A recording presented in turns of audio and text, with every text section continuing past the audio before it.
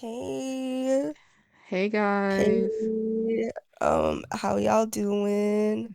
Yeah. Where have you guys been? It's Um, like been a while. yeah, like Welcome back. yeah, welcome back. It's not like we've been gone. No, yeah, I've been here the whole time personally. Yeah, they left me in the dark.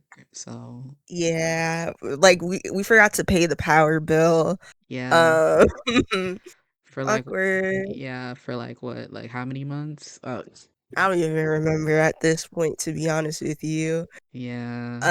Um, anyways, we're back. Welcome Yep. back to episode 4 of Gamers That Yeah. Yep, where we are the gamers that yap. I am half of the host, Brittany. I'm the other half of the host, Ariana.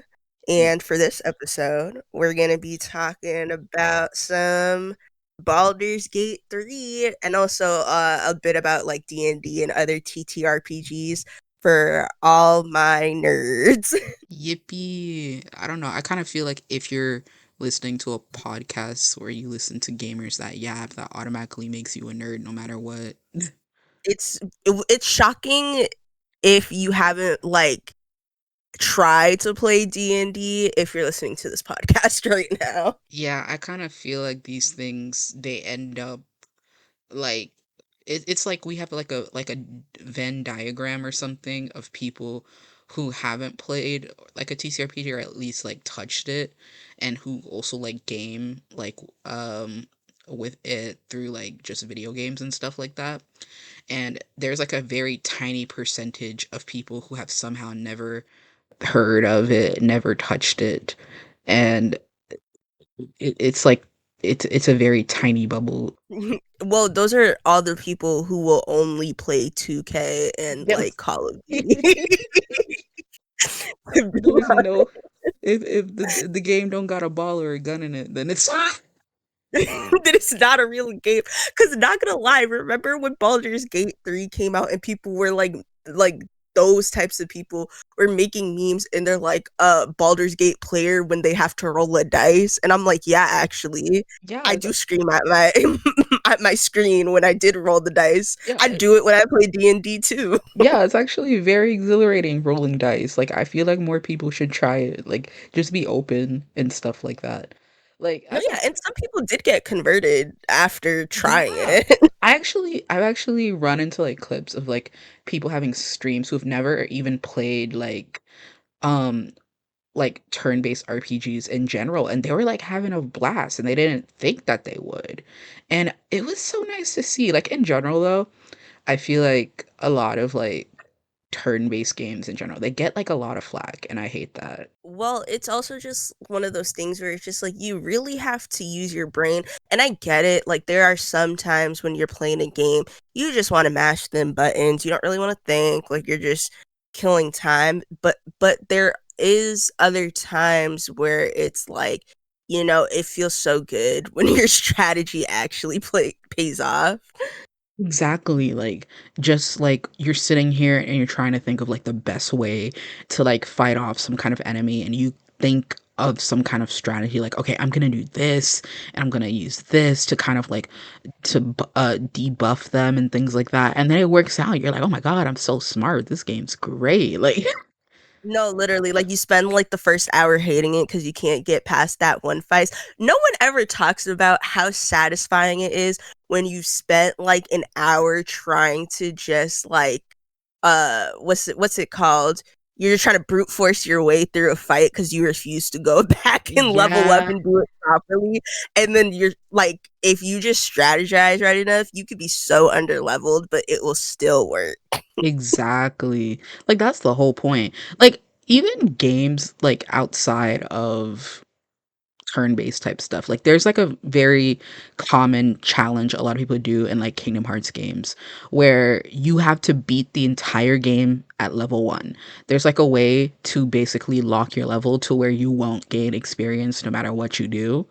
And basically if you want to go through the game even though it's not like a turn-based type game or anything like that, it's it turns into all like strategy. You have to really think about what type of attacks you're putting on like Sora or whatever character that you're playing as for that game. And you really have to think about how you're going to do stuff, like, so Mm-hmm. yeah. And I But anyways, just to hop into it, even though we already did kind of start hopping into it already, because what can I say? We like to yap. Yep. But just to start off, how did you get into D&D and the TTRPG scene? To be perfectly honest, I feel like childhood trauma, it kind of blocked the memory a little. But I feel like I was probably 15 to 17, and I think I somehow kind of like stumbled upon like videos of something.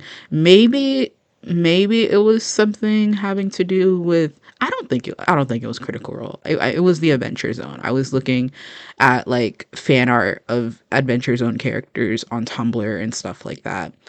And I was like, what the heck is that? Is that like a show? And then I found out it was like kind of a show or something like that. I never actually watched it myself. So I don't know if it was like completely podcast or whatever. But I realized that they were playing a game and I was like, dang, what game is that? And I realized it's tabletop RPG. So then I would kind of like research and stuff, and I had like these random friends at the time who kind of knew about it, so they would also teach me. And that's when like D&D in general, I started having like a growing interest in stuff. There was a comic store that opened up close by where I lived, and they had like D&D starter kits. And I remember with the minimal money I had, I just kind of bought like a whole starter kit. I was like, yeah, let's do this. I want to play. And at school, I was trying to get all the some of these boys that I knew to play with me because no one else would. And also it was kind of funny because I literally went to a Christian school where I'm pretty sure a lot of the old heads were gonna be like, Dungeons and Dragons, you summoning demons, like Well, yeah. yeah. Yeah, I mean, yeah, I guess at this point, like we were even The like hells do exist yeah, in the game. like we were already making plans so like we could have like the sessions at my house, and then I'll get snacks and stuff like that. But then it scheduling stuff, it never happened basically. So Real. What was your like first actual campaign I like? I don't know if it was like homebrew or like a pre-written one, but I know I remember my character. I think her name was Nolani, and she was like a half elf cleric. And basically sh- she romanced a orc bandit, and that was her boyfriend. They had a long walk on the beach, and it was a very funny aside because he was sent to kill us. So um but also he died in a landslide, so that was very traumatic for me as well. But it that was like my first experience, and it was kind of weird because of like the DM that we had, but also I had fun in some ways as well. So Interesting, interesting. Yeah, my so funny enough, is my first introduction was, well, I already like knew of it because in like the way that like media portrays it, where it's like all these nerds who live in their mom's basements are the only people that play this game.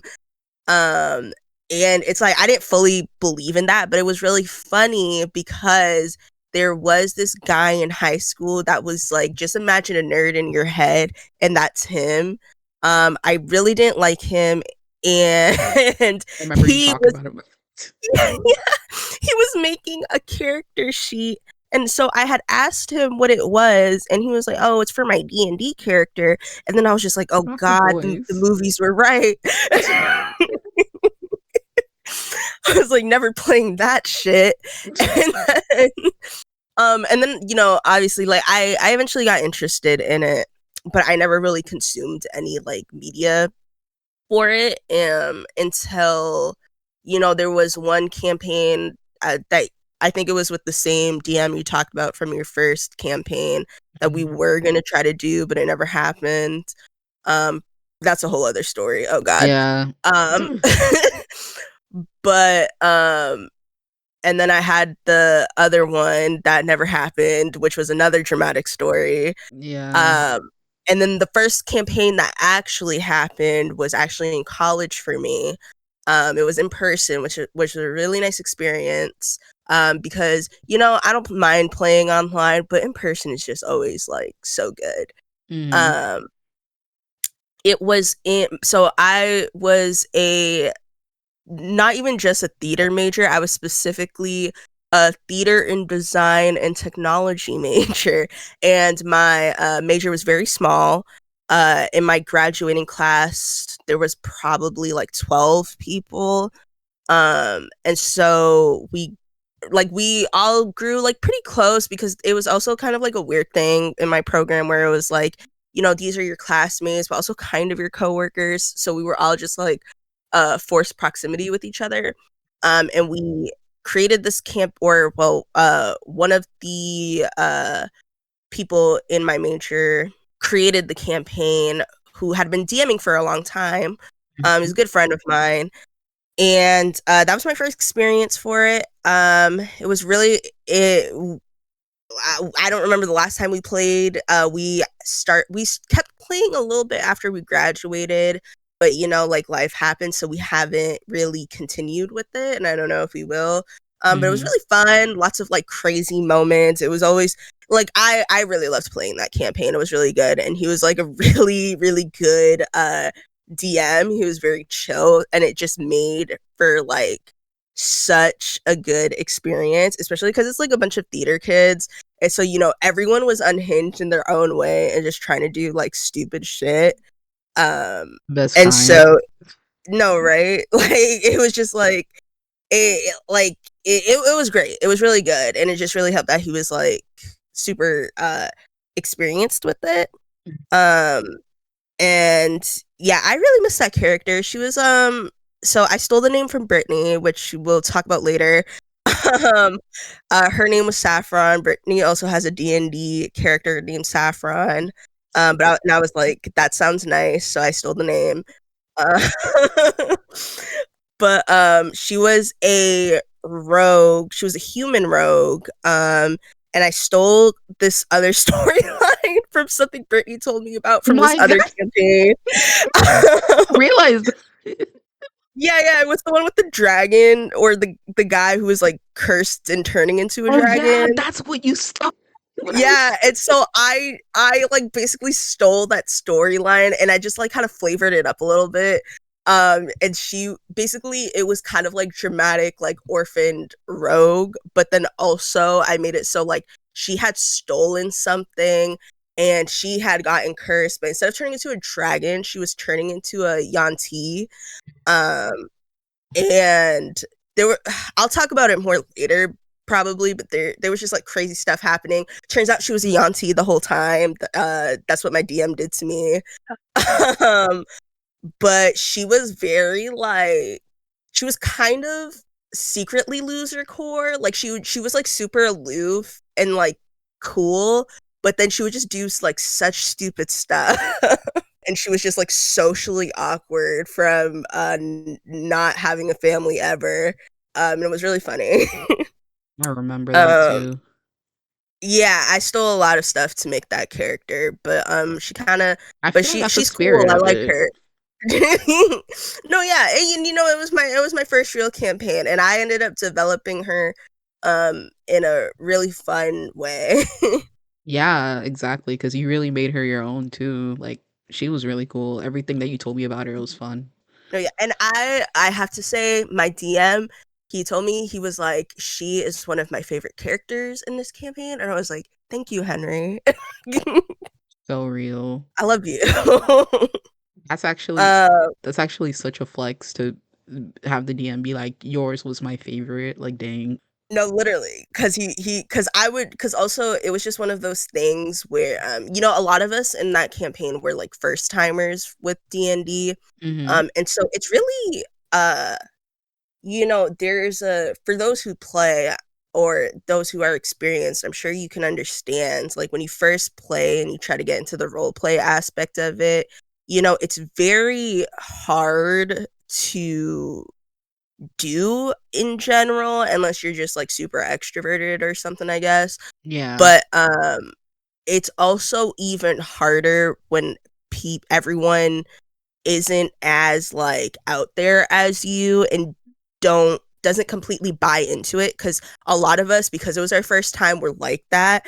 But you could kind of see the transition where all of us slowly got more unhinged and started to buy more into the role play aspect of it. And so we would just start doing stuff and it was really nice. Yeah, for sure. Like sometimes for me, I guess because I'm just awkward in general, it's very hard for me to sometimes go fully in. Mainly because my brain becomes very conscious of what I'm doing and I'm like, let's not do that. I'm gonna be um fart buckle, not Britney right now. So, so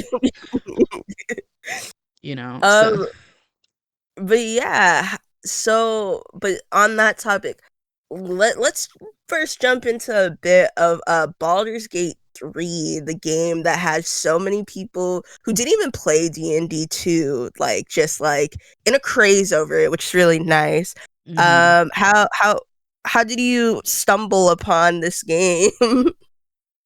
Kind of feels like it just popped up one day in my brain and then I was somehow in it, but I was really digging through my memory about this because I knew that this question would come up and I I was following the early access for a while and I didn't play too many other like TTRPGs type games. Like I played Disco Elysium, I played Shadowrun, which is a lot of fun by the way. And they were fun. I may have enjoyed one or the other more than not, but the actual like D&D like S games that I did find, I didn't really care for them. I've kind of watched a few, I kind of played a few. I didn't really care about them. But when Baldur's Gate 3 was like in its early access, I'm like, "Oh, this actually seems like something I would enjoy more than like the other little games that I saw." And that's when, I started seeing characters like Will and stuff like that. I was like, "Oh my gosh, a black person." Like and I don't know, I What? think yeah. I was like, "Oh, that kind of sold it for me" because I was like, oh, "Okay, Will." But, then the full game did come out and all that, but how did you get into it? I know that you got into it more Oh so. God. Um, I fell for the starry and thirst trap. uh, Yeah, I saw when it came out and when it was released for PC. People were just posting on it, and of course, it made my its way to my For You page on TikTok because obviously love D&D. mhm, Uh, and so I was like, oh, this looks really cool, but I don't have like a PC. I use a Mac, and yeah, so I was like, if it comes out on console, like I'll try it, like it's fine. But then I just kept seeing like more and more of these fan edits of Astarion. And one thing about me is that you should know from the dating sims episode is yeah, I love a good sassy man with white hair and red eyes. yep, uh, and so I along with that and then just seeing some of the other like really funny scenes from that game, I was like, I need to get my hands on this game. I need to play it now. And so I dug up like my 10-year-old, more than 10-year-old PC. And if you know this game, you know how big this game is and like the type of computer it takes to run this game. um, yeah, I could fry eggs on my computer from running this game. yep, Like I forced it to run and it did. It was very low quality, but that didn't bother me because I was still playing it.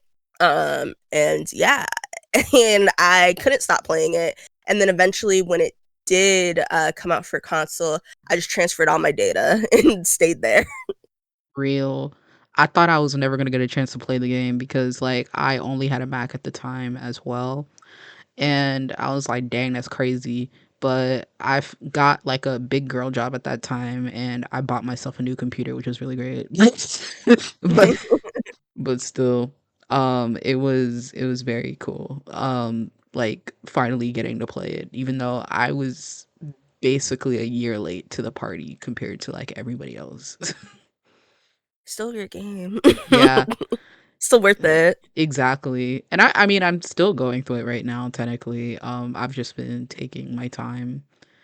Yeah, Um, and we didn't even finish our playthrough. We're in Act yeah, 3, yeah, we started aren't we? doing that co-op playthrough as well.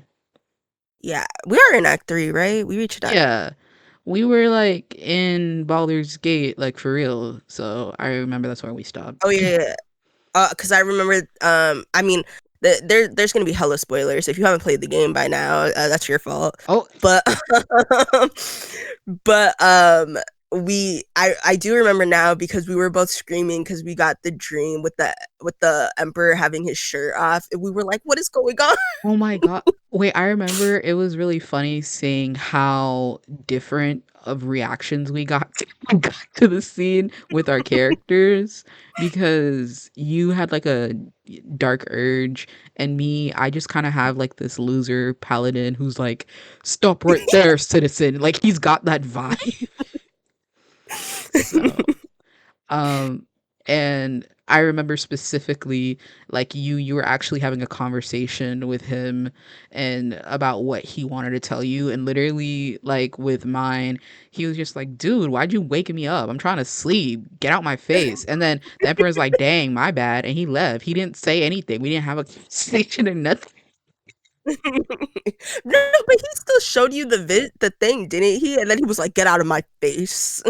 I don't remember. It was like, I feel like he did show you the thing where he like mind controlled that lady. did he? Because I remember the conversation was cut so short compared to yours. Yeah, because I think you immediately were like, "You're a creep," and then because that's what happened to me, kind of on my first ever playthrough, is he was just basically like, "Oh, well, maybe not. Maybe he did cut it off, but I feel like once you piss him off in that sequence, he shows you and he's like, "Well, I could have done this to you, so." That could have been you. No, because Like, I remember in my first one, I was so creeped out. I was like, "What is going on?" And then he was like, and I was trying to be nice, but then he was like trying to come on to me, and I was like, "Are you for real right now?" He was like, "What? You don't like that?" And I was like, I was like, "No, you're a creep." And then he was just like, "Oh, I'm a creep, huh?" And then he showed me the thing. he's like, "I'll show you, creep." Like, I was like, "You didn't have to show me. I already saw it." Like I was crying so bad. I was like, "Yo, like I'm married." Like literally in that playthrough and stuff, I'm like very devoted to Lae'zel. So like when every time someone talks to me, I feel like Lae'zel doesn't want anyone else to talk to me. So I'm like, can y'all get away from me? Like I'm with some. It's funny because you were having like a whole like involuntary love triangle with Shadowheart. Yeah, like something about Shadowheart, like the way that she talks to you if you're nice to her, but you're not romantic her, it feels like she wants you like so bad. But it's like, girl, I'm literally talking to somebody else. Like, like, get And it away. really suits you. I think you kind of just like ended up. I almost forgot you were romancing Lae'zel, but I feel like it kind of just happened because you were like, "I'm gonna just go with the flow." But with the way you're playing your character, it's just really funny because he is such a loser. Like he needs a woman to tell him what to do. Yeah, like I don't know what happened with him because like I was just like, I'm gonna go with the flow and see like what type of person he is. And then one, I've broken my oath multiple times with him by mistake. And then and then like literally like every time I talk to people and I say things, I feel like I have no aura when I do that. Like literally it's just me like, stop it, that's wrong. And they don't care. Like, oh. Everyone's like, look at this loser. Like, dang. And like at the same time, he's like this huge dragonborn dude, like, and he's literally not scary at all. Like, that's a feat. That's a feat. And meanwhile, like I'm playing the Dark Urge again, and so my character is just like fighting demons in her sleep, and then she just wakes up like nothing happened. Yeah, like I like to imagine that like my character is like scared of yours, like you're over here talking to yourself and then saying like, "No, I can't kill them yet," and like I'm just there, like just side eyeing you, like, like Like, what how, do you mean? yeah, like what are you talking about, like. Didn't I forget already because it's been such a long time? I feel like did I get away with killing Alfira this playthrough? You Didn't did. I was like, oh, that wasn't me. You did get away with that. Like literally you're just like I didn't do it and everyone's like, "Dang. Well, she definitely didn't do it." And then I was That's just kind of funny. there. So, Oh my gosh. yeah. Um, but yeah, so if you hadn't played Baldur's Gate, basically it's very very much based off of D&D and like the whole lore behind that. Takes place on in it takes place in Faerun, um which I think is like part of the Sword Coast, Yeah. which is kind of like the basic lands of D&D. Um and it just follows I I mean it follows kind of like there's this cult going around trying to convert everyone to follow them, or they'll like turn into mind flayers. If you don't know what a mind flayer is, it's a really they look like Squidward a little Yeah. bit, Like they're like always alien. wet. They got their brains sticking out, all that type of They stuff. eat brains. Yeah. um They're but yeah, naked. so Well, some of them are. they are very naked. Yeah, some of them are. Some of them wear clothes. I don't know why some choose to be naked, but oh well. And they just got their tentacles out. Yeah. So, um but basically you are taken you're kidnapped on this ship, uh cuz they're and also aliens. they are in fact aliens. Mhm. And then eventually you gather some allies to try to figure out like what's going on with this cult and how to put an end to it before everyone turns into mind flayers. Really, I'm not doing justice explaining it right now because there's just so much that happens in the story. Yeah, think of it like an um abridged version, I guess. yeah. And then like also all your companions in your party, they all have their own quests going on, much like once again like a D&D campaign where everyone has like their own personal stories, and then there's the overarching story. Mhm. um but basically it's turn-based combat, like uh most TTRPGs anyways have. um and the way they did it actually flows really nicely, in my opinion. Like I don't know, because it's like I'll let as I gather my thoughts, I'll let you, how do you feel about the combat aspect in this game? So for me, even when I play like regular D&D, I feel stupid. I've literally kind of been playing on and off for years, but I always feel like I kind of don't understand the rules. But for combat wise in Baldur's Gate 3, I think it's very easy for someone like me who kind of like forgets how the rules work. Once you kind of get past like the UI and such like that, where it just feels like you guys got like 86 symbols in front of me and numbers, and I don't know what any of this means, but once like you kind of get like a feel for it, it's it's on the simpler side, I feel, of something that Mhm. tries to throw in as much D&D stuff as possible at you. And um I enjoy it, honestly, like the way that you move your characters across like the environments, also like the way that they do like jumping around, fall damage and stuff. It feels very D&D while also new type of way of doing it type of thing. Yeah, I think that's a really good way of explaining it because I will say like when I first started playing, for me, I mean like once this game came out, I was I was pretty familiar with the combat system of like actually playing like D&D. And just because at that point it had been a while since my campaign had started, and I had been in a part of a couple campaigns at that point, and played like different classes and stuff like that. So I think I caught on to the combat fairly quickly, just because I already knew how a lot of the spells and other stuff worked with it. Um, but I think looking at it from like a first timer, so you don't know anything about anything when you play with it, I do think like it helps a lot of people catch on just to have everything in one spot with all the descriptions and stuff like that.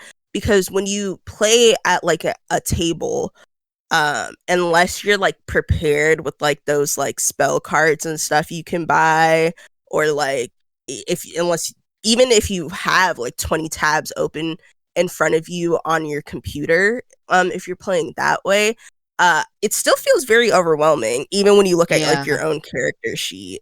So I do think they did a really good job with the UI there because it feels less so, at least to me, if I'm trying to look at it from a person's like first experience, if it just feels a little less overwhelming than when you actually play for the first time. Like, the thing is, even with new eyes, I do think the Baldur's Gate 3 UI can be a little confusing. But if you are kind of like you kind of know how to read it, how to read the UI a little bit, it can become easier type of thing.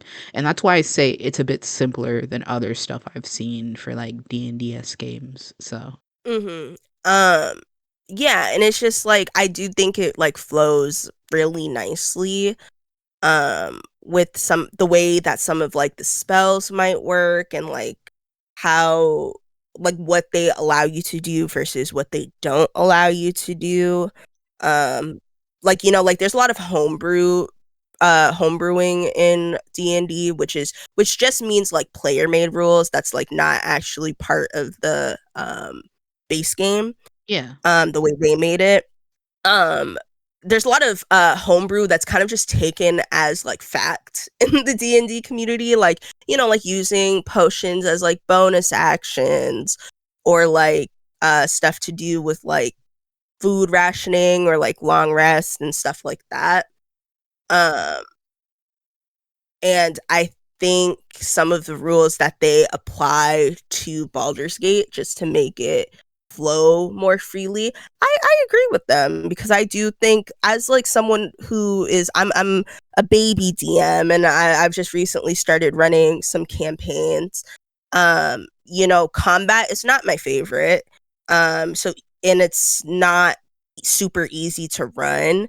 And I feel like sometimes I feel like it's boring, and I don't want my players to think it's boring. Mm. So just doing small stuff like that to just help it happen quicker and also just flow easier and be less restraining, I think just really helps. Yeah, that makes a lot of sense too. I've never run I never ran like a D&D table, to be honest. It's always like some kind of like other TTRPG. I've game mastered for like just random like TTRPGs I found online. And then the one time I've kind of like GM'd or DM'd for was like a system that you actually played in with me. I Hmm. forgot what it was called, but it was we were kind of doing like a little sci-fi type stuff. I was a And fish lady. yeah, you were. I remember that. And I was everybody else. And I remember kind of doing that kind of like a baby DM. Even me, I want to kind of like be like a game master or dungeon master again, but it I'm still not thinking about doing it for D&D. I don't know why, but it's kind of far from my brain a little bit. Yeah, it can definitely be again, like overwhelming, especially just because like I don't know, like I personally, just because for me, the system, the combat system and stuff like clicks in my brain. That's why I like it personally. Even if I'm not like a super big fan of combat, I prefer the roleplay aspect. Mhm. But it's like, like the DMs that I've the tables I've played at, like the DMs were basically like encyclopedias of like the D&D rules. Like you can name a spell and they probably already understand what it does. Whereas like I have to flip through pages and stuff like that. It's just like a lot of information to keep in mind um at once, which is the overwhelming aspect of it. But honestly, unless you're at a table with someone who's been playing for like 15 years, I think it's fine. It's like I kind of like when there's someone who's like somehow was like born with like dice in their hands and knows like every single thing about the game, but like that sometimes that's just not the case, and we're all kind of like stumbling through a little bit. So hmm mhm. but yeah, I just think like one of the things that makes Baldur's Gate 3 stand out as just like it just flows like D&D when you're playing at an actual table is just because of the sheer amount of writing that went into the game.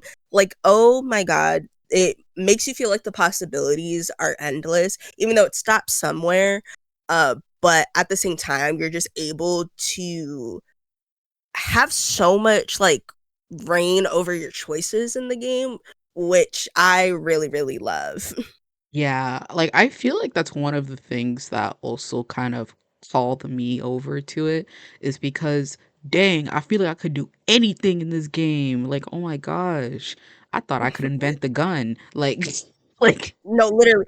And it's not even just like the verbal possibilities. It's just that it gets brought up later too, which is like the best type of game in my opinion, like when they're able to do that. Like I mean mhm, like we talked about it a lot in like our life, but just being able to write out all those possibilities and all the outcomes and where it might pop up again later, or it's like if you accidentally kill this guy, there's still another guy there waiting for you. I mean there's even a yeah. third guy waiting for you if you kill both of them. Or you're killing too many guys, so we're gonna do something to stop you from killing this guy. Like, No, literally. You could literally convince like half the enemies to kill themselves. Like yeah. Like it, you could literally go through the game like kind of like just cheesing your way out of like so many situations. which is basically what you wanted to do when you actually play the game anyways. Like the amount of times I will take trying to like flirt my way out of a combat situation or just like lie out of it. I don't care if my charisma is -5. Like I will try anyways. Mhm. Exactly. Like I even remember like when we found out that it was possible to like straight up like poison um the goblin camp or something so we have less enemies to fight. Like one, who thought of that? Two, thank you. But No, literally. mm, That was like one of the hacks that I saw, and I was just like, yeah, I like need to do this actually because oh my god, there's so many goblins mm, over there, and they all just turn on you yeah. once you like kill everyone.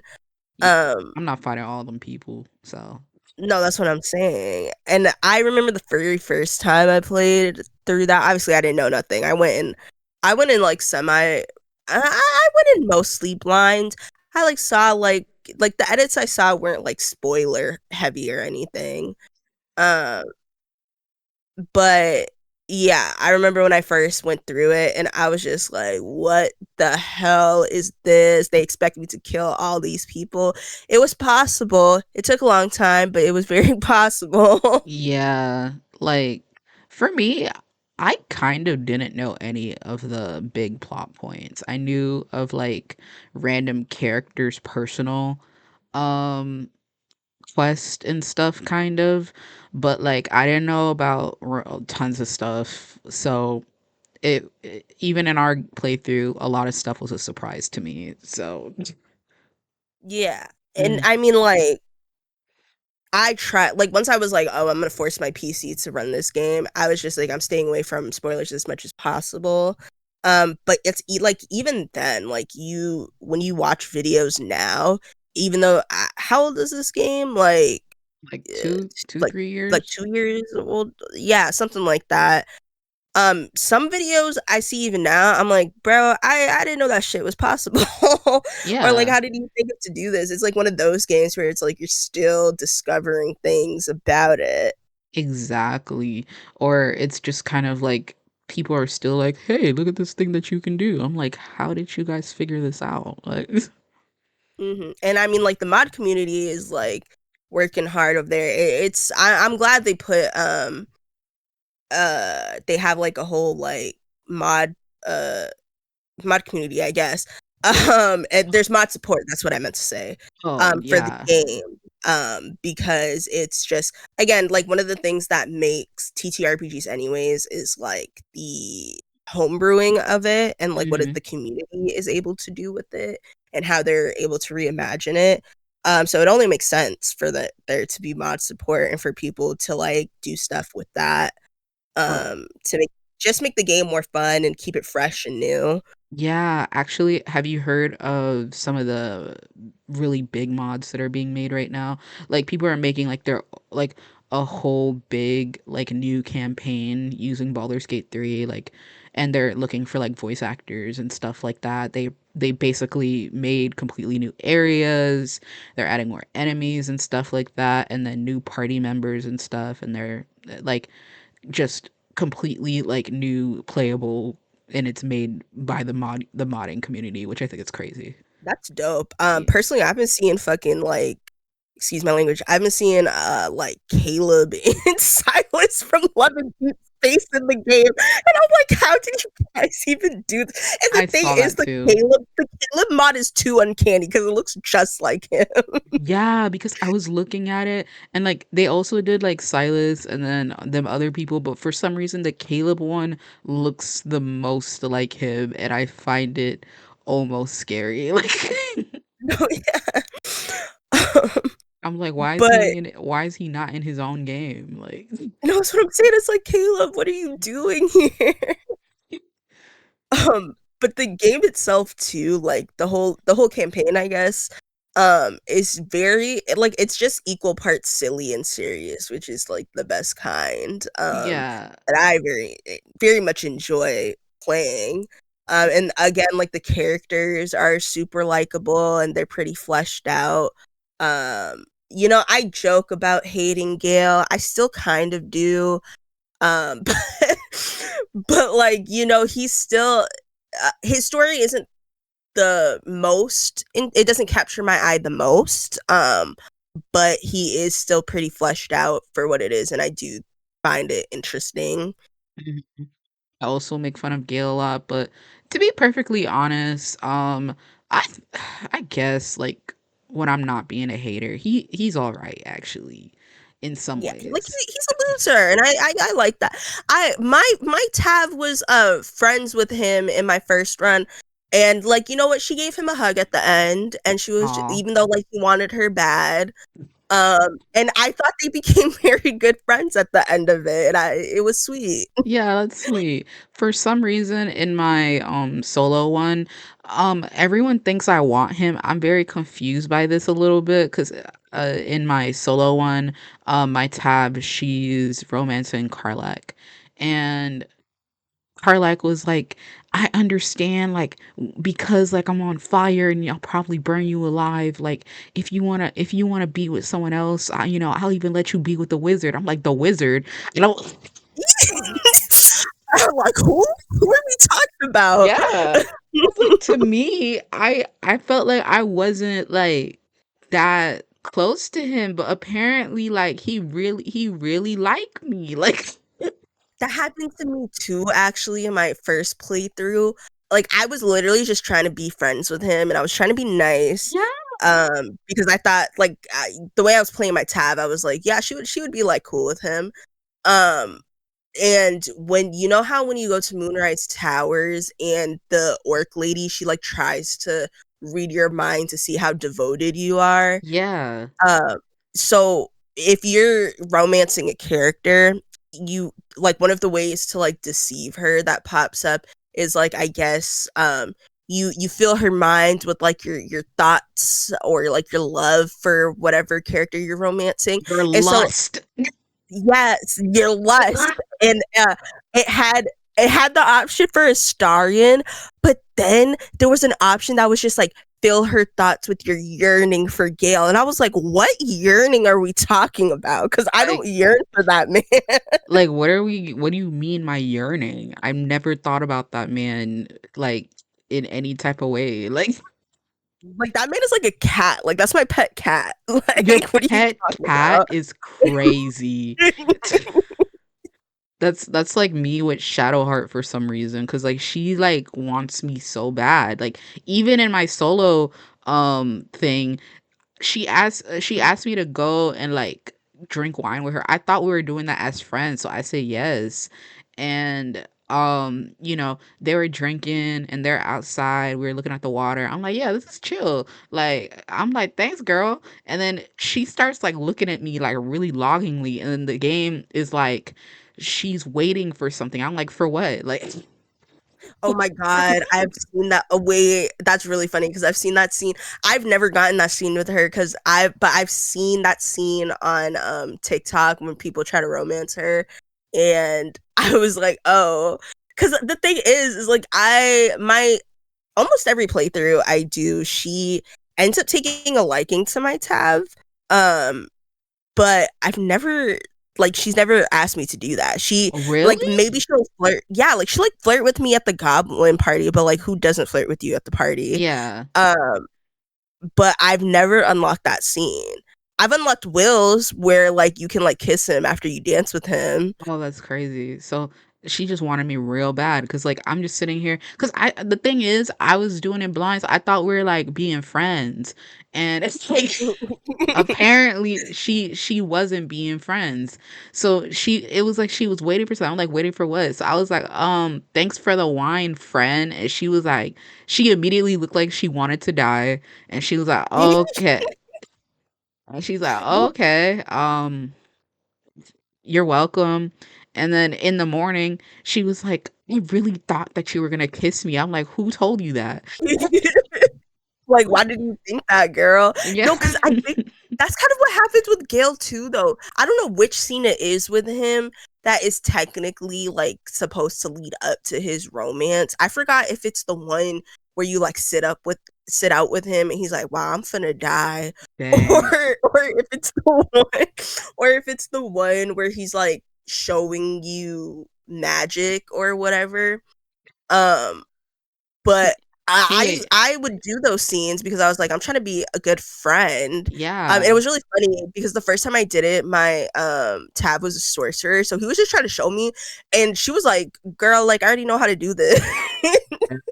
Like literally when I was born, I sneezed and fire came out. Like I don't know what to tell you.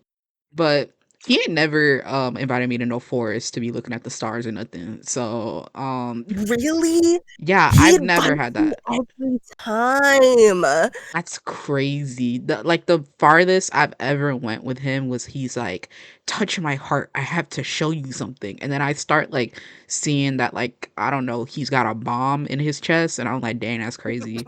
Um, but we ain't never did anything else. So like All that for a mediocre white one. I'm sorry, bro. Some of the gods and goddesses, like Shar, like I understand why Shadowheart does what she does when I see yeah. Shar, but Mistra, bro, you were You doing that for that lady. you're doing all of that for her, and then also on top of that, like you were with a goddess, and for some reason you were still like doing like a whole bunch of other stuff. And you know what, okay, not too much on him, I guess. He's like a wizard who really wants to be the best and do as much as he can, and he felt like he wasn't good enough for her or whatever. But I don't know, to be perfectly honest, she never actually wanted you. She was kind of like using you for fun. But still, um Um, you know, I feel like you should have just been your normal white mediocre self because that's what she was interested in before. So you could have stayed that way. And also, Mistra, something about her, she kind of gives like soccer mom vibes. Like I don't. she's a solid 4, bro. Like you would not catch me doing all A like sorry, solid four is crazy.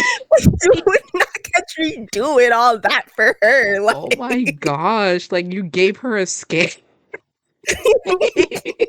This is great. On a no, scale. another character where I'm like, I don't understand the appeal. Freaking Gortash, man. That man smells like he stinks. Wartime smells You know, like like in the earring backs and corn chips. I'm sorry. bro, like you know the cartoons where it's like the green aura be wafting Oh off of them. my gosh. That's what he feels. Bro, I'm disgusted every time I play the Dark Urge, and he's like, I thought what we had was special. And I'm like, yo, I can't believe I was with this man. Like what we had, what do you mean what we had? Like we had co-workerism, like Like, bro. I mean, like to be fair, like, isn't the Dark Urge like a necrophiliac or something? yeah, the dark witch is like everything that's like awful, I'm pretty sure. Like, they're crazy. So, like, you know what? I finally got my right state of mind. And I will not be with you. But I was like, bro, like, why are you talking like this in front of my boyfriend? Where you're romancing there in the room and then he's like, "Oh my gosh, like I miss you so much. Oh my gosh, like I have to be with these losers. Like what's her face and what's his face who be crying for his dead daughter? Like, oh, this life sucks. You were the only one I liked." Like please, he was going through it. No, for real. Cause I mean, I will say I thought it was like a very, very interesting dynamic. Cause I was surprised where I'm like trying to like roll insight, and they're like, no, he's telling the truth, bro. Like you can like rule the brain with him, and I'm like, I don't want to, but thanks. Yeah, like no thank you. Um, no offense to the Gortash lovers out there. Well, I know there's a lot of them out there. Please don't dox me, bro. I yeah. just don't. I don't I'm I sorry. I have a just don't. family. I have a family. Like you do you. I guess, but like me person me personally, like I don't need him to be romanceable. I think it's for the best. I feel like it's not he wouldn't change for you. I promise you guys. He wouldn't change for He you. wouldn't, bro. Like Yeah. like maybe you could tell him to at least brush his teeth once in a while, and I would consider it. Yeah. And on top of that, some of the end game stuff that was going on, such as like making a deal with Raphael. He's like, "Yeah, I'll help you guys stop the brain. You just gotta make a deal with me to kind of like do whatever and give me the whatchamacallit." And I'm just like, this is literally the stupidest thing you could ever ask me because obviously you're gonna betray me.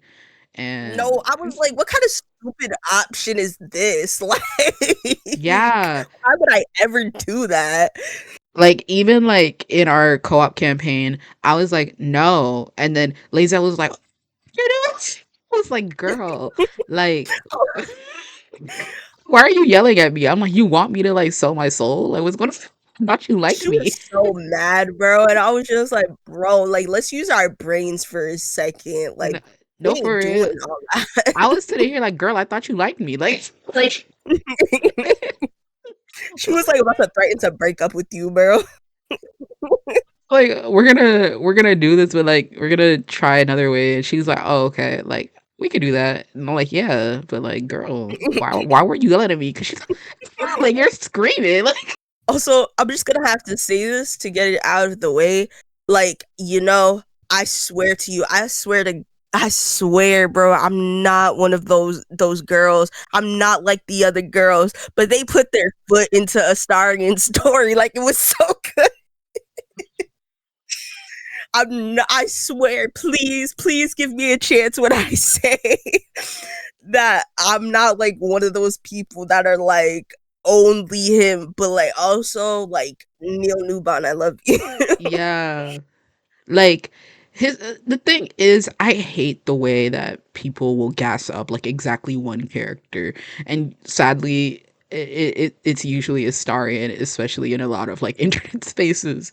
But his story is really good. It's very engaging. It has a lot of great things, and the way that he can change and stuff like that, it's great. It's some of the best I've seen in a lot of like very recent video games, especially ones that have like so many branching paths like Baldur's Gate 3, you know? Hmm.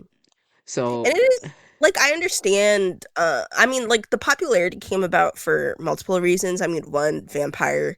Two, like this sassy little man. Um, but then also it is a story that resonates with a lot of people. mhm, Um, and unfortunately, once they see a character that like is so popular, some devs or like not I'm this is not me shitting on them, but I will point out some valid criticism.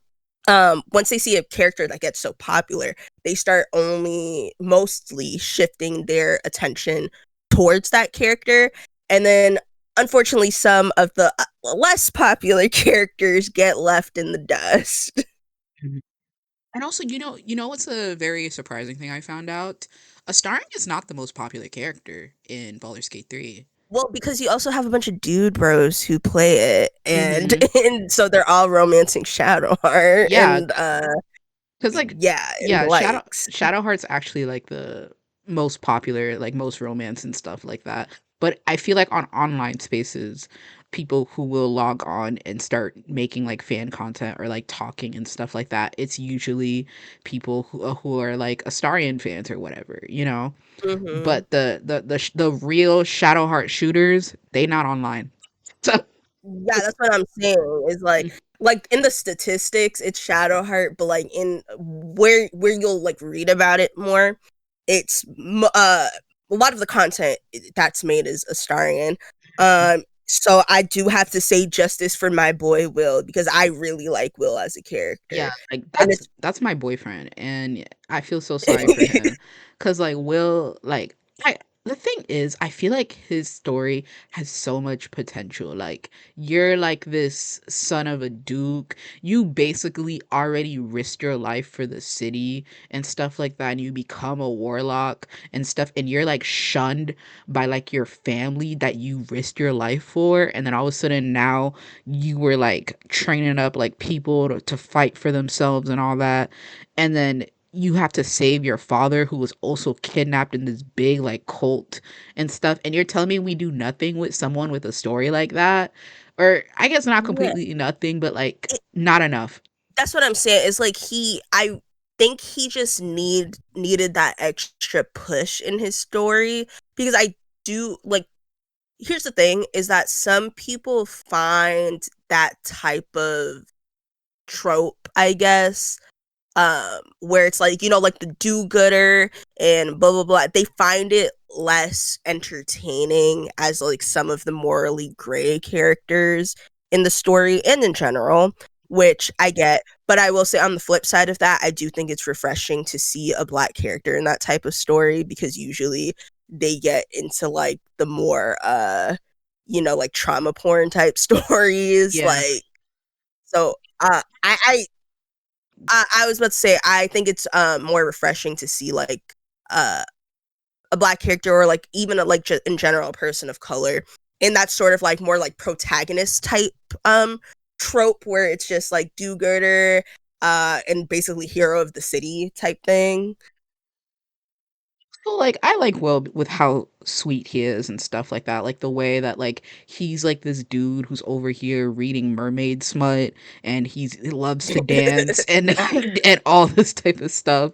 And he's like such like a sweetie pie who wants to do things like have like a little like fancy courtship and all that. I think that's very cute. In the early access, he was a bit of like a different type of dude a little bit, where he was a little bit more sassy, I guess, and then I think he was a bit meaner in the early access, but people were like, "I hate this man." And they just kind of changed him a lot, I guess. And I know there was like some other issues, such as like they had to change his voice actor and such like that, kind of like halfway through and things like that. But I I don't know exactly the whole story, but I do know that there was a lot going on with Will, and I know that that can be hard to change as well in game development. Also, with me working on games, I know how that is because it's like, dang, we need to change this thing, and then like a year later, we have not changed that. So, Yeah, and I understand it, and hmm, I don't necessarily like I don't inherently have a problem with his story. Think he is I still think his character is fleshed out. I just wish there was more content, especially in comparison to some of the other personal storylines. I think is the big problem with it is that it just needs a little bit more content to it.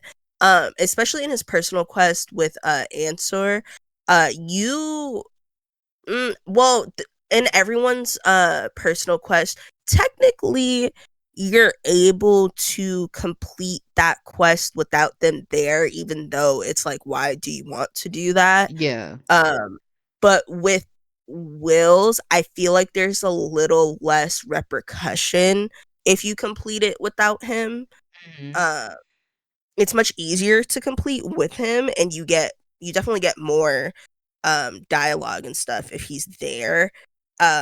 But in comparison to the other tracks, it's like, if you go kill Gortash without Karlach, she gets pissed at you. Yeah. Or if you like don't uh show up with Astarion in your party, it's like you're losing a lot of like good dialogue and like good moments, I guess. And also I think it's even possible if you don't have him in your party, like at some point, like he like get kidnapped or something.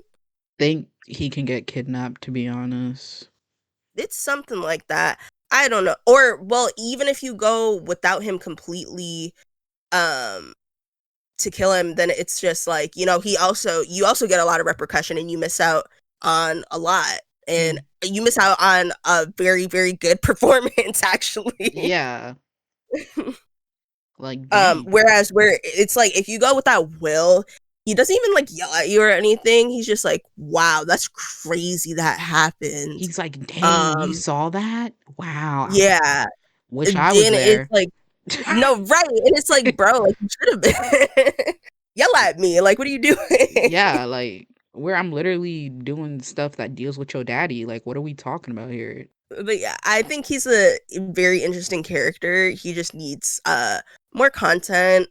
But they ain't going back to that game now. They did what they needed to do, what they Yeah, felt they needed to they do. already said they're not adding no more. The only thing they're doing is, like, they're gonna fix up, like, some gameplay stuff, some balancing junk, and after that, they're off to the next game, so and Yeah, it's not gonna be Baldur's Gate 4, y'all.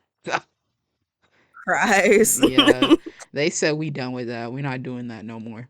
So I also feel like Lae'zel needs more love too. People just like like she's like more like evil aligning, even though that can kind of change over the course of the the story slightly. yeah. Um, but like, bro, she is a very interesting character, and just also like the Githyanki in general.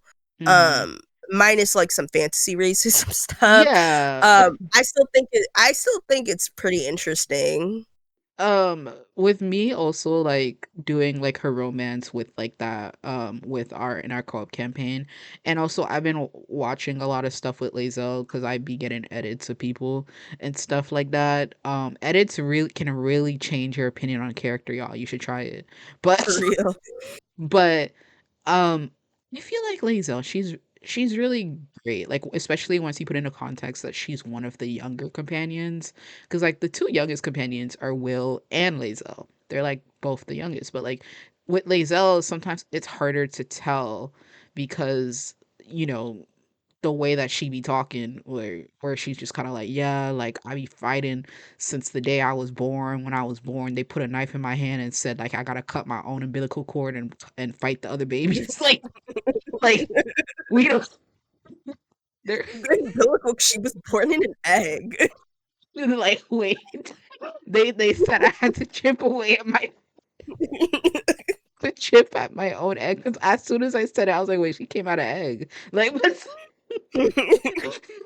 so then she was fighting her life with the other babies in the little hatchery. So, but Lazelle, she's the thing is, you realize how much she actually cares about a lot of stuff, like especially with how aggressive she is with come with me. I'm gonna take you to my creche and we can be purified. And it's like she didn't have to do that. She could have just been like, well, sucks for you, and she could have just went by herself and get purified. Mhm. But the thing is, she wants you to come with her because she doesn't want she feels bad. Like she doesn't want you to just turn into Squidward, you know? So and I think that's very important. Like even over time, even if you're like a tab that kind of does a lot of good things, and she's like, "What the heck are you doing helping these people?" She's not that mad at you. Even later on, she even kind of respects you for some of the things that you do, even if like she personally probably wouldn't do it, you know? And I find that very interesting for her. It's even like the way that she will admit that like she has feelings for Tab or something like that. And she admits things such as like it's hard for her to accept like tenderness and stuff like that because for her she was raised like dang, you got to get punched in the face and then you got to just go along. Also you got to kill the person who punched you in the face because that was uh, embarrassing or whatever like that. Like stuff like that. So it's Yeah. I Like, I like think it. she's definitely one of the characters that has some of the most growth throughout the campaign. Hmm. Um and it's just like really fun like watching that type of like character development unfold because it's like there is like another overarching theme with a lot of the characters and their personal story and basically how like they're like groomed by these like higher powers to think a certain way, to act a certain way, whether it's like out of like blind loyalty or if it's like fear or something like that. Exactly. um and just watching I for me watching her unlearn all of that and something that's just like was so deeply ingrained for her was just like so interesting. Yeah, like also can I say like her voice actor, Devra, she has an amazing performance. Like there's a way that she delivers like these lines as Lae'zel. It's Hmm. heartbreaking too. Like how you see this character kind of like break down over time, depending on how you play it. And she realizes that like this god queen that she has basically dedicated her entire life to is not who she says she is. Or ascension, which she was told from a young age that this is something that she should want and something that she is that will be like the ultimate like reward for her. She's probably just gonna get eaten up and spit out, and that's just gonna be it. And Hmm. yeah, like she has an amazing performance as well in like so many scenes. Like underrated just because she kind of looks like a frog. Like leave my girl alone. Underrated because they don't like her nose. Like like like her nose. I think she looks cute. I think a lot of the Githyanki look very cute. Yeah, I like the I like their characters. design. Yeah, I like their design. Yeah, just putting a pin in that and jumping into like D&D in general. Um yeah, like again, like I think Baldur's Gate is a very good gateway to D&D if like after you played it and you think that you want to play it, you should because a lot of the campaigns can be really fun like that one. You just need to be playing with the right group of people and also the right type of DM is very important. Like I don't think I would enjoy some of the campaigns I was in so much just because of the DM and like how they were running it. And everyone has their own style. Some suck more than others, but yeah, like it can be hard to find those people to play with, but really it's one of those like if you're in like a anything type of goes group, like rule of cool, like you're all set. Exactly. Like, also, I feel like a lot of people, they fall out of D&D because they just there was something about, like, that first session that just kinda sucked, to be honest. Because I feel like it's Hmm. very easy. If you have a bad first experience, then, oops, well, this mess sucks. No, But, yeah, it's much like therapy. You like, have one bad therapy. experience. You have one bad experience with therapist, and you're like, "Well, I'm never going there again." Yeah, and I'm not going to anybody else, so like, dang. But like progress, like I mean, the first couple of campaigns that fell through for me, I'm kind of glad it fell through because I'm sure I might not have liked it as much. Mhm. I luckily had like a really good, like a real, like my first real campaign. I had an extremely good experience with that made me just want to play more and more and more. Uh, but like I've heard of some horror tables. I haven't been part of them, but Oh I've heard of god. horror tables and I see why people think the games suck or they don't like it as much or they be like D&D is like the worst RPG system ever. It's because some of these DMs don't let their players do anything. Yeah, there's actually whole YouTube channels of people just sending in, like, the worst D&D experiences they've ever had, and it's like a horror story before bed if you listen to You need to send me that channel because I Yeah. think it would be very funny. Yeah, like, just listen to it while you're doing stuff. It's some of these stories are awful, dang. But No, yeah, and it's just I believe it though because there really are some. I've been in tables where some of the players, I'm sure there's worse players out there, but I have had a couple of players experiences where it's like they want to be the main character so bad and it's like, dude, relax. they wanna be, like, the Kirito of the game. They wanna be that man from Solo Leveling. They wanna be Bella Swan. Like, I don't know who they wanna be, but they wanna be someone. Like I had a person like basically steal. I know I stole a story for Saffron kind of, but also like I made it my own. This person was like in the same player groups as me, and there was one character I had from a campaign that they were not a part of, but they heard all about this character.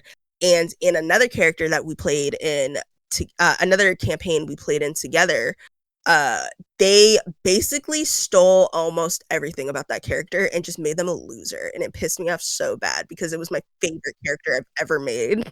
that's awful, especially because you knew it was yours. No, okay. So I had this character. Her name is Lilith. Um, I actually make a cameo in all the games, all the two games that I've DM'd so far. But I think I'm gonna keep it as a running gag.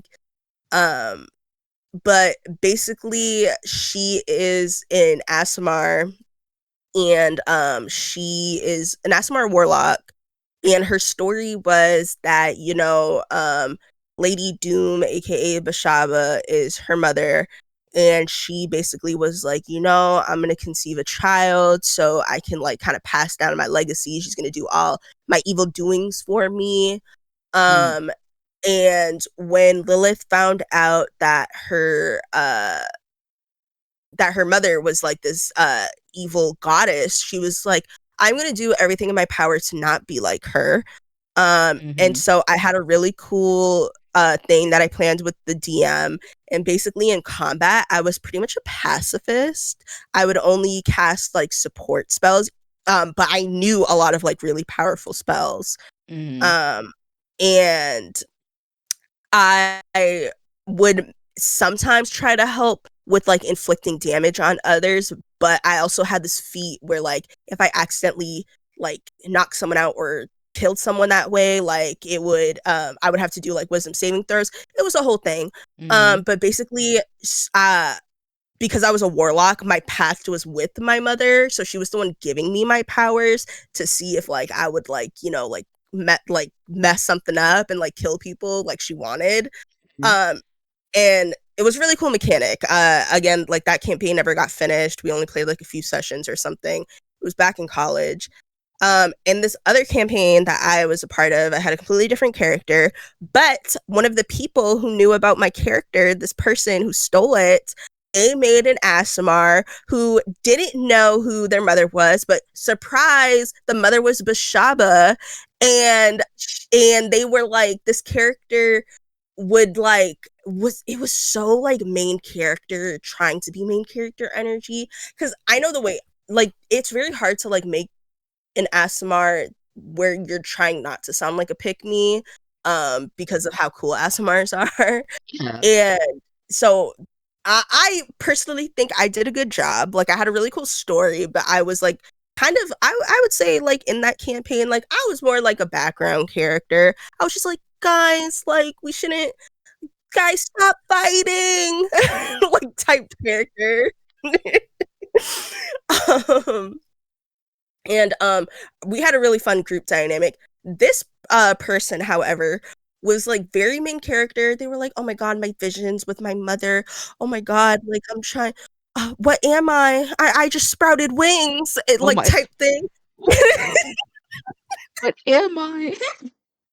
It was so annoying and I was just so mad because I was like, "Why did you steal my concept and make it suck?"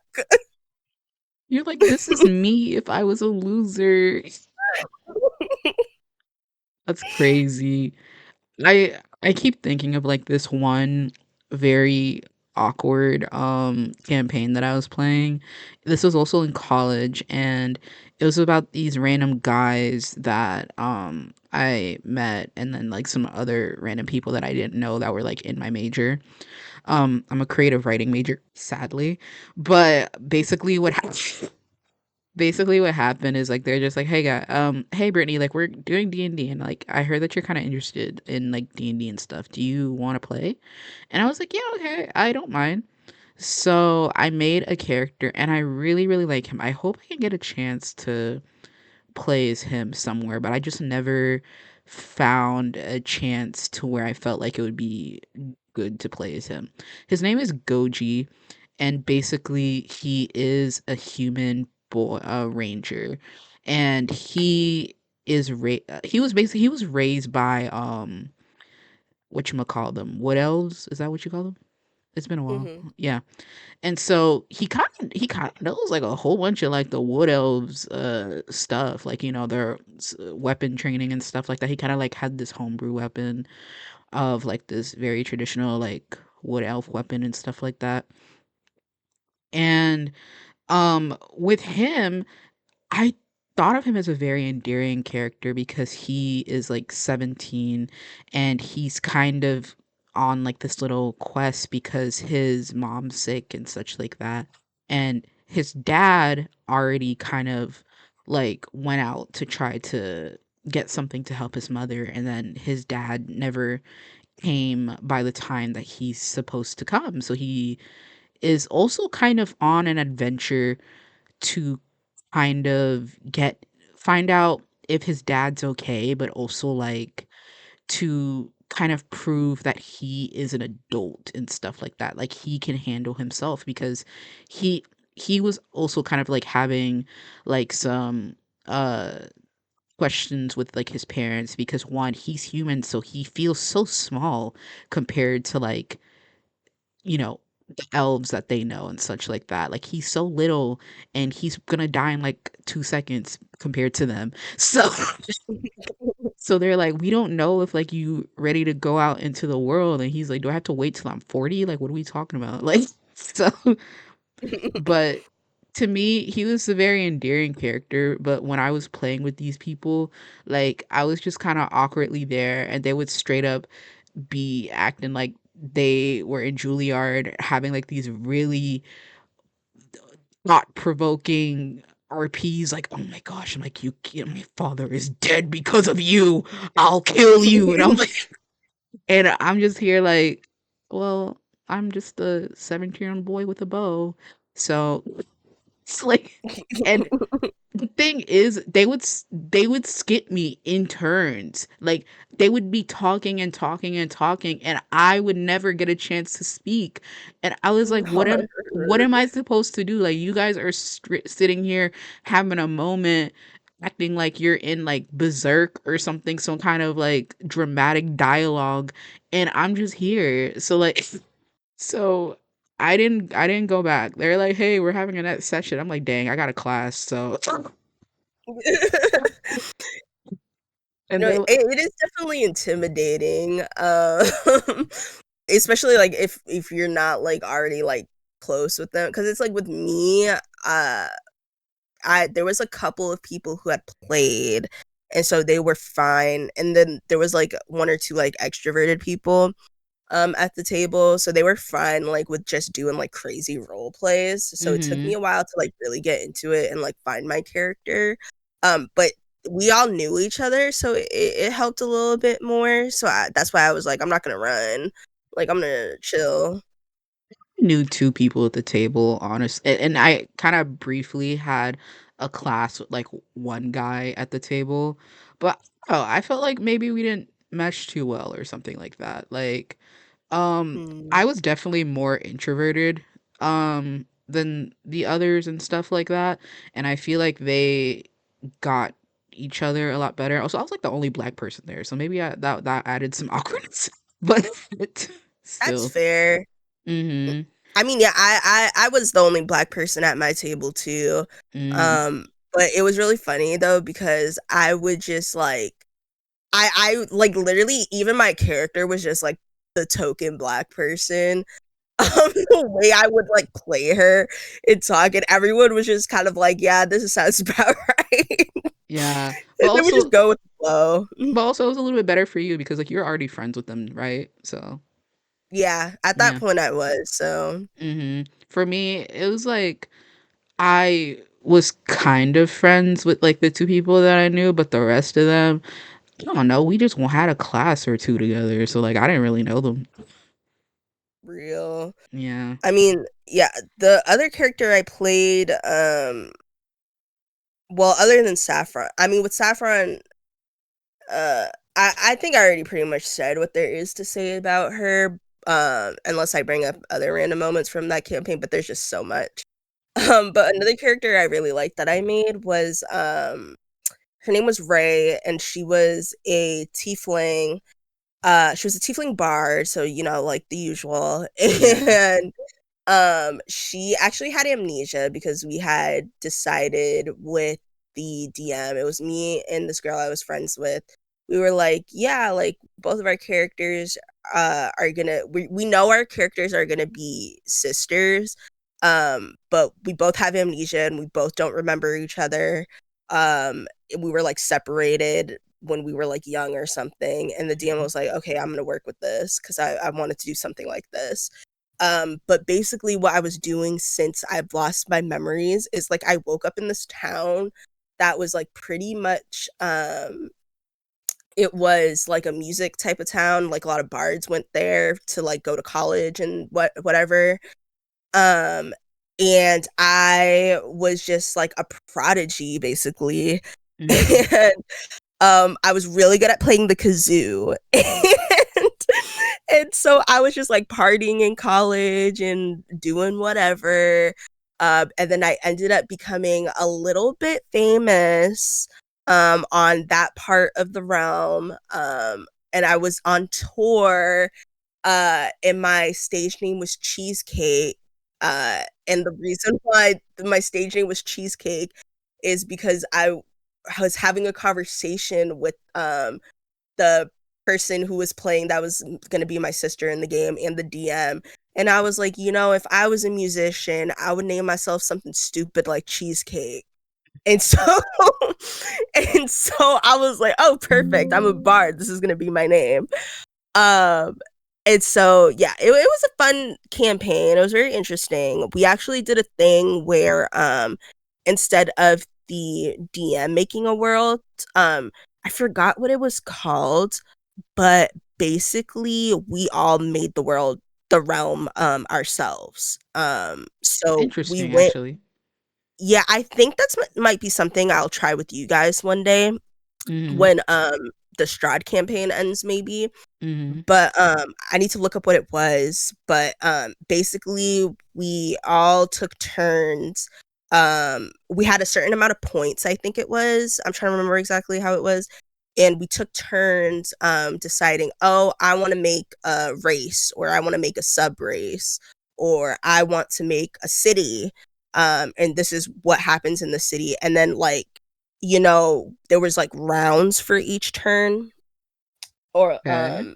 and you can like add on to what someone said and be like, if I was like, oh, this city is a city of music, like a bunch of bards come here and blah blah blah, someone could be like, okay, and like this race originated in the city because X, Y, and Z happened. And then it would be like you would do that round, and then it would be like decades pass, this big natural disaster or something happened, causing something else to happen, and then you go again, and do it as much times as you want until it's like, this is what the present day land looks now. Yeah, so Dang. basically just creating the history of the realms and like why things are the way it was. It was really, really cool. It sounds really cool. Like, dang, I would sit there and be like, well, then one day they created something called the atomic bomb and it fell into the city. Like, That's basically what we were doing, bro. There was this, I forget what I think his name was like Bob, bro.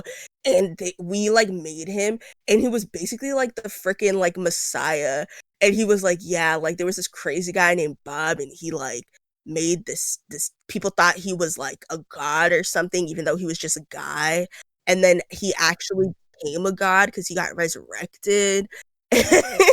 And then dang. like, yeah, it was just like, I think like then like we had like this race of kind of like aliens basically that Mhm. came, and then they were like worshiping Bob. Lots of stupid shit that was going Had a crazy life. Like, hell. down. Dang. But Bro, we have to at least talk a little bit about our Strahd campaign. yeah. So as I stated earlier, I'm a baby DM. I was running a different so far I've been just doing the pre-made campaigns because I'm still trying to get a feel for it and how to run things. So it's pre-made, but then like I just do like my own type of stuff. I was doing a Mine of Fandelver campaign, but then stuff happens with that one, and it like kind of fell through. But we had like a few sessions before it fell, so I Yeah. still got like a good kind of feel for it. But then I decided that I really wanted to try my hand at running Curse of Strahd because I saw so much about it. Mhm. Um, People love and that one. what do you think of it so far, Brittany? Like yours in particular or like in general? Both, I guess. It's pretty fun. I like vampires and also um the one that you've been running, I don't even notice the changes that you made and stuff like that, but it's actually a lot of fun to me. It's just this is just how it's supposed to be. But um it's I like all of the characters and such like that so far. Um and oh, I'm very excited to see like what's the deal with like Strahd and stuff like that, especially because I feel like he talks to us pretty often and I'm just kind of like, dude, like, why are you here again? Like, so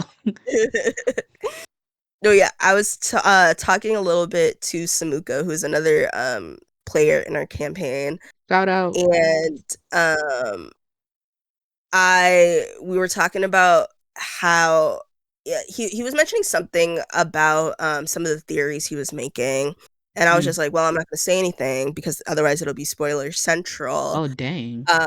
But I'm being extremely cryptic on purpose until you guys like actually go out and seek your own answers. Um, so that's all I was saying. I was just like, I'm just gonna be continue to be super cryptic about it, and there's nothing you guys can do about it. All right. Next time we see Strahd, we're gonna basically put him on a game show and we're gonna ask him a whole bunch of questions until he Yeah. answers. So, But yeah, but I think oh, go ahead. but yeah, like I feel like uh he feels very he likes to talk type of vibe. So I feel like I'm just gonna ask him 20 questions one day if I'm not scared of him. But yeah, I was gonna say like I think I'm really finding my stride with kind of like trying to DM for this one too because we're playing with there's one person that we kind of recruited from like a looking for players type server We just pick a and random guy off the internet and ask him to play. So that's basically yeah, what it is. basically. And then there's one person who is like in one of the Discord servers that we're in, but I had never really talked to them like that. Um not as much as you guys at least, but they were Yeah. interested in TTRPGs and stuff like that, so we decided to invite them. Yeah. Um They're and really cool.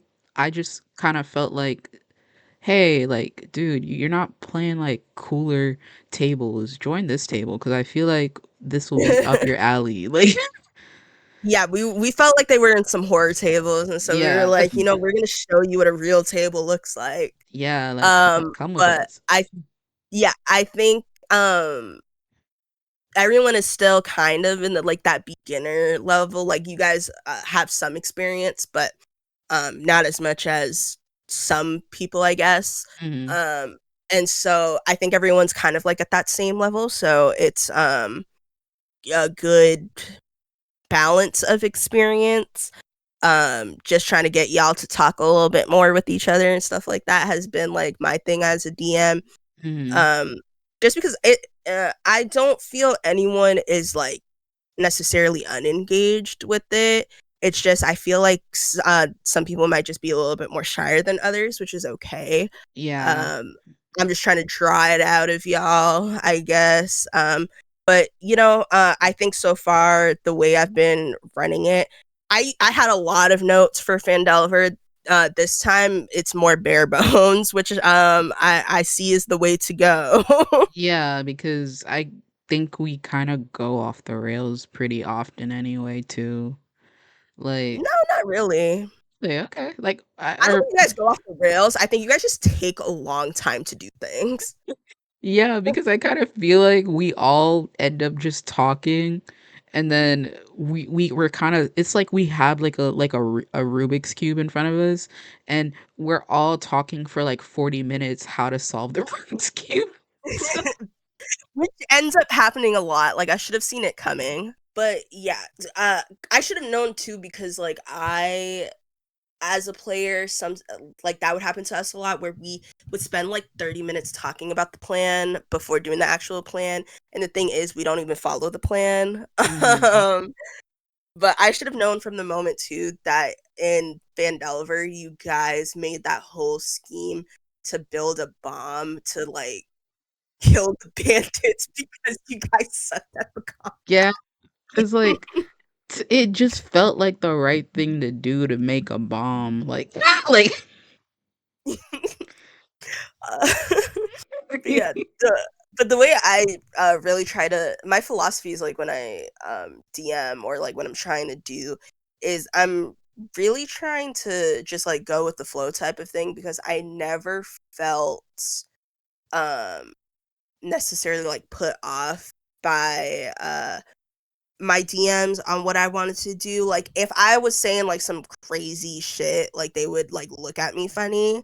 And they'll be like they would give the whole DM like are you sure type thing, which like I know I do to you guys too sometimes. yeah, Um but like if I'm like positive they won't be like no.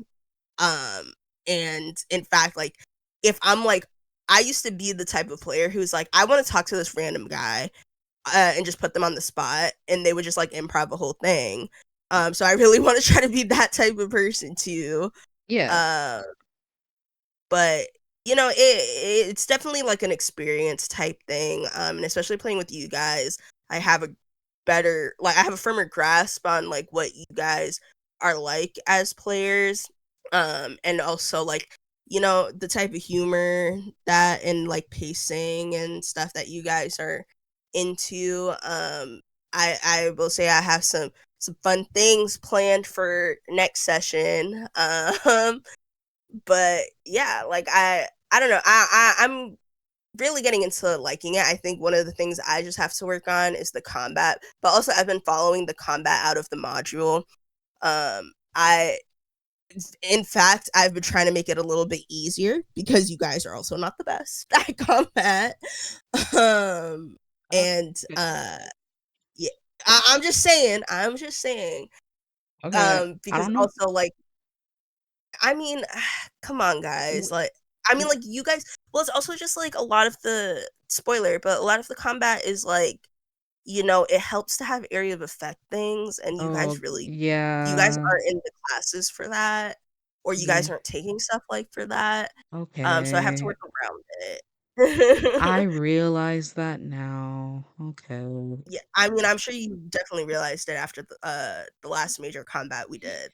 Yeah, that's true. It was kind of annoying and um 'cause at first my brain was like, I don't know, I kind of felt like we was killing it a little bit, but then I remembered like, oh, we were kind of surrounded and that mess took forever. So, Yeah, that's what I'm saying. So it's like, uh, I mean, I should have looked at you guys' sheets before, maybe to like balance it better, which is like just a thing that I stowed away in my brain now. To do, because usually I don't like super look at the sheets because we've already discussed your characters. yeah. Um, but I guess for combat purposes, again, like it's always at the back of my mind because I don't really care for combat as much. But I do want to make it a little bit more fun. Mhm. Um, so yeah, like to balance stuff better is just I'm gonna have to look at it more I will be honest, the last time we leveled up, I did grab my first area of effect attack because I realized we because were it was useful. yeah, we were getting jumped kind of. Like we weren't really close to dying to be honest, but there was just a lot. So like Yeah, it was just one of those things, types of combat where it's just like like I don't want to like not have combats like that because I mean you guys were fighting cultists. It makes sense that there's going to be a bunch of them, even if they're slightly weaker. So I don't want it to like not make sense, but at the same time, I don't want to throw things at you guys that's just like super hard for no reason. Um, so yeah. yeah, I get that.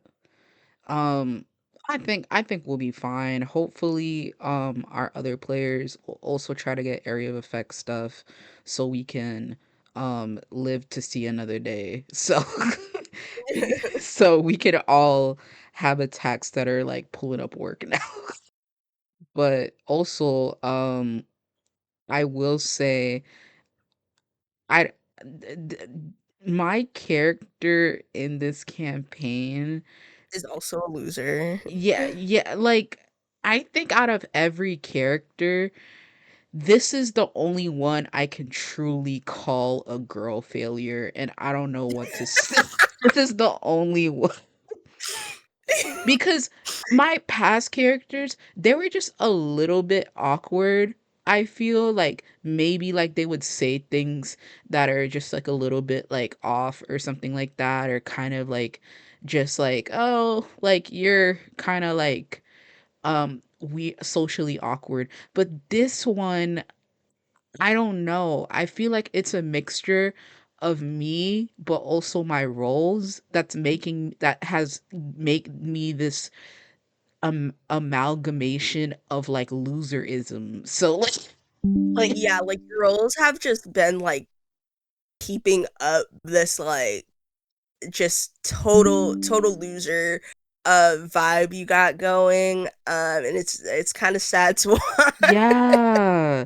Cause like it's like a mix of it. Cause I feel like every other character I had, they kind of still have like this air of like anything else. Like but like my last character in the Feldelver campaign, she wasn't like she I don't even think she really I wouldn't class even call her girl failure. I think yeah. like I Honestly, I thought she was pretty cool. Like Yeah. like I think she was awkward in the way where because of your story, like it was just like, well, I don't know what I'm doing here. Yeah. Scratch his head. Yeah. But when she really got talking, like it was fine. Yeah, like that one, I feel like she was very like she was even cool, like you said, at times. And then my Saffron character, from the one that you stole her name from, basically, she was seen as like almost like the level-headed character of that campaign and stuff like that. She was awkward in sort of like she spends a lot of time alone, where when she talks sometimes she kind of comes out as like curt to people and stuff like that. But like she wasn't even seen as like a loser either, because even though like um I would say things out of character that are just like silly and awkward, the character like Saffron herself, she doesn't actually say these things, so she will like literally just kind of like just talk to people as normally. But this one, which my current character in the Strahd campaign, her name is Nadej. I she's just like the biggest girl failure I have ever seen. I don't know what happened. I don't know what happened. I don't It just happened this way. Like even in writing her, I never expected for her to be this bad. Yeah, on paper, like when you gave me the backstory, I was like, oh, okay, this is pretty cool. And then we got to the first session, man, and you just started talking, and I was like, yo, Y- like, Yeah. what? Like, I expected her, like, low key. Like, I thought you were gonna play her like a little bit more like badass, Yeah. and then she started speaking, and I was like, yo. Yeah. Like I don't know what happened. Like it's changed. So like it's like she has like these things that happen to her, and it's like okay, these apply, but then at the same time it's like how d- how did you get this job? How did you get this job? Like Like, y'all don't understand. In the recent session we had, it was oh after, like, a no. few weeks of not playing. No, no, I'm saying it. It was after a few weeks of not playing. I was like, "Hey, I'm gonna have a little bit more of a chill, just like really RP only session as we get back into things, get back into the world." For people who are familiar with the module, the Festival of the Blazing Sun, it really in the module, it's not anything like big, but I decided to like make it a thing. But those for of you who know the module, like the Festival of the Blazing Sun, it's not anything like too like crazy or big in the story, but I decided to make this like a big like downtime moment for the players. Um and so this was just like a really role play heavy session, and the siblings in the story, there is Arena, who is basically like uncannily like in appearance looks the same as Strahd's not even his lover, because it wasn't even his lover. It was like his like someone he was like lusted after in his past. And he's been trying to like get her, like basically kidnap her or like get her to like be like one of his thralls. And she has a brother named Ismark, or like an adoptive brother named Ismark. And basically these two NPCs get kind of close to the players if you let them, at least. And so they've been traveling together and all that. We have one of the players who is interested in Ismark right now, and Brittany's character is Oh interested in god. Arena. And the thing is every time she tries to talk to Arena, she just God. look like sorry, like Arena just gets the ick. Like I don't know why this has happened to me. Like we I've had been fumbling since ever since I met her. we had this really really funny moment during the festival. So one of the characters is a bard, and I had like a little, this is a thing that I added clearly because it was silly, but there was like this band playing at the festival, and everyone was like they suck, and so the bard took over. And Nadej, Britney's character, was like, okay, I'm gonna do something cool for the performance. Like I'm gonna like make like the stage effects. And Yeah. so she was using shape water to Yes. like make these like really cool like effects on the stage because it had just rained, so she was like gonna use it to like make it like looking like cool things. Yeah. She rolled so bad that I was just like, you know Mm. what, like, I can't give it to her, and so I just made the water fall on the bar. And it like soaked our bard, like his makeup is running because he's like he's like kind of like a clown. He always has like clown makeup on, and it's like running down his face. And then I'm wet, everyone's wet. I'm kind of And it's like embarrassed. dirty water because it's like rainwater that was like on the stage floor. Yeah, and then I'm embarrassed, and then people are like, "Sheesh," and they're just leaving. I'm like, "Oh my God." To me, that felt like a nat one. Like I was so embarrassed. Well, you rolled like a two or something, didn't you? No, I got like a 8 or something. Well, no, it was like I think it's only because you had a bardic inspiration, but wasn't like the actual the straight roll that you got was like a two. Yeah, it was pretty low. I think maybe. Yeah, it was like bad, and then you had to roll the bardic dice, but even that didn't like it didn't even hit a 10. So I was like, nah, Yeah. bro, like this isn't working. Mm. And then like, Honestly, if it was like a nat one, I would have like something explode on stage. are you Like, serious? Oh I my don't God. probably in that moment, I would think it's funny. Well, I'm glad that what happened happened then if it had to fail. So, and then I felt like what hurt the most in the moment is that you have like Arena go up and she has like a towel or something, and she like walks past me. She doesn't even say anything. And then she walks up. She goes to like go like help dry off the bar. Like, to be honest, I know I messed up, but like you didn't have to ignore me like that. Like it wasn't like I killed it. Like I just felt like that's the type of thing that like I kill myself for. That shit was, I'm sorry, that shit was actually so funny in the moment. Like I just had to like rub salt in the wound because of how awkward the moment was. Please pray for like my character. Will I ever get to romance this lady? Who knows? Maybe I need to set my sights on someone else. We don't know. There is actually another character um that will show up later that I think maybe your character would be interested in. Um Interesting. but we'll see if you ever get out of the, I don't even think you're in the friend zone. You're in like the acquaintance zone with Arena Yeah, right like now. I had to start like with negative points. So, um uh, but yeah, I mean, I also I have a similar feeling with, well, it's not that I necessarily think that Arlecchino, who is the bard in our campaign, I don't think Arlecchino will necessarily right away go for the character I have in mind that I think would be like an interesting pairing.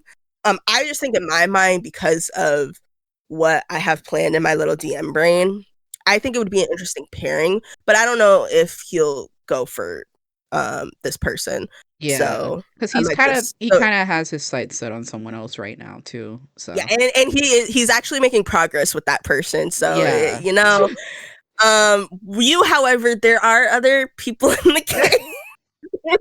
Like I want to go for Arena for story purposes because I feel like it would be fun. But also, like, I'm such a girl failure right now. And I think my loserism is not doing it for her right now. Like, I have to work up. So, Well, yeah.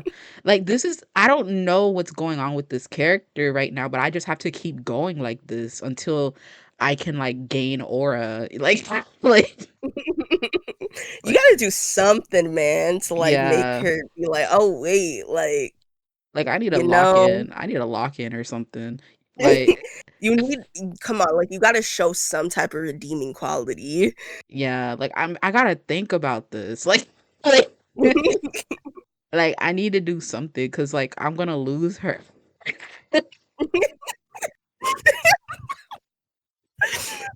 Oh my gosh.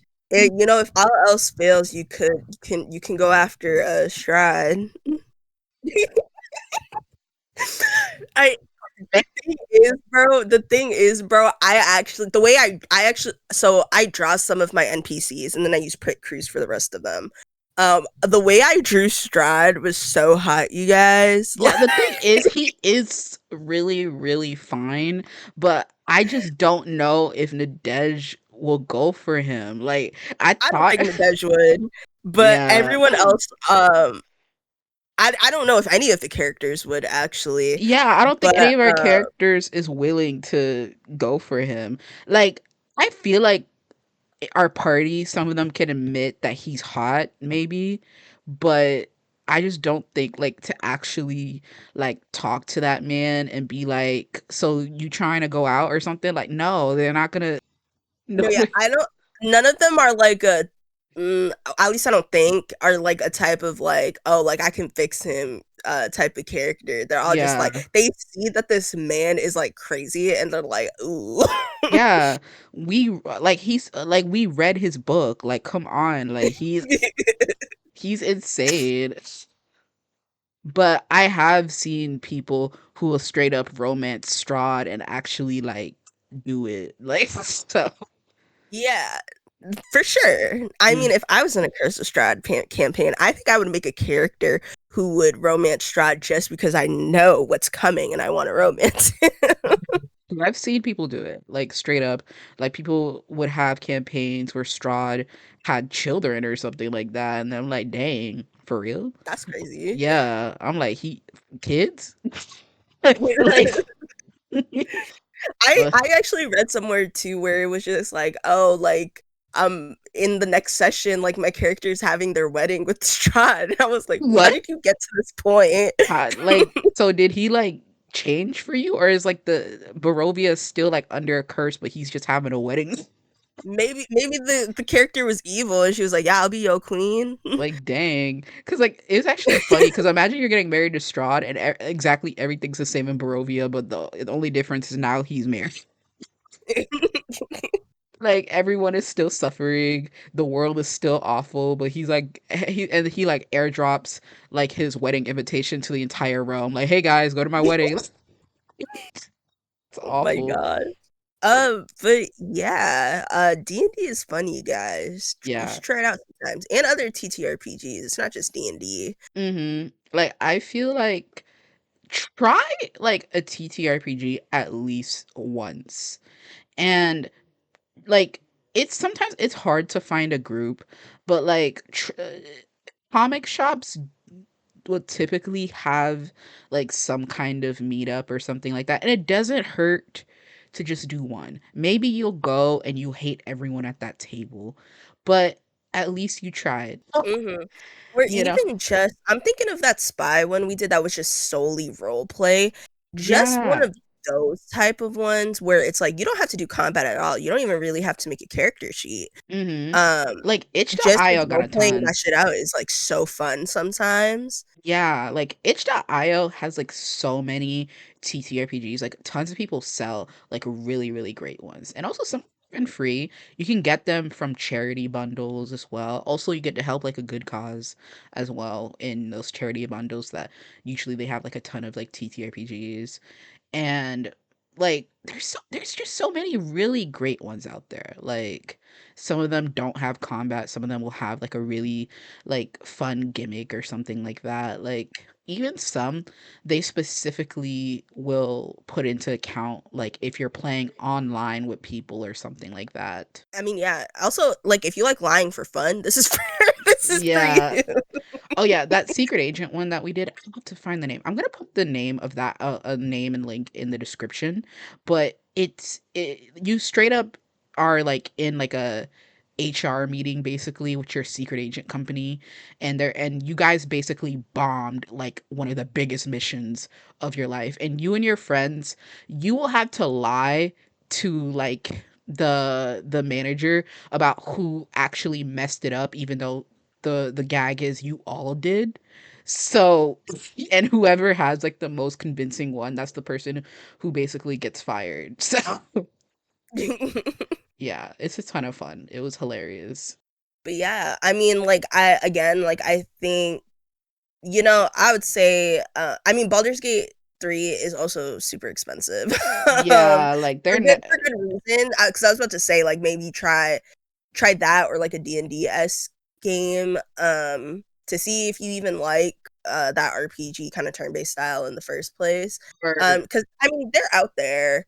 Um, but if you're also maybe like me and you're just mostly interested in the role play aspect of it, like definitely look for tables like that are also like into the same thing that you are in. Because again, I've met a lot of players who are just like way more combat focused. oh yeah, And it's like, don't even bother being in the group with them because your styles won't match as well. yeah. Um, yeah, that's my advice. Yeah, and also if you want to play like video games based off of TTRPGs, look into like CRPGs, aka computer role playing games. Those that's kind of gonna give you the most similar experience to like a tabletop role playing game. That's like stuff like Disco Elysium. That's like frick, what else? Shadowrun. That's like that's like It's like frick. Wildermyth too, I Yeah, guess.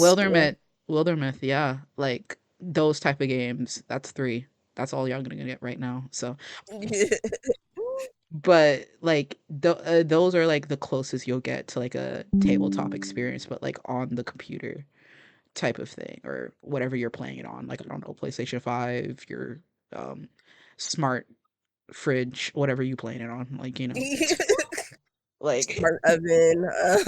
yeah. But But yeah, I think that pretty much wraps up this episode. Hopefully, the next one won't be next year. yeah, Um, let's make a promise to ourselves, but like let's do it on camera so everyone knows. We're on gonna camera, they can see us. we're gonna do another episode before the New Year. Yeah, that's manageable. We will. Yeah, yeah. Um, but at least one more. I'm not gonna push it. But yeah, like for sure. I think that's good for us. All right. Well, guys, Bye. bye. See you hopefully before New Year's. So, bye.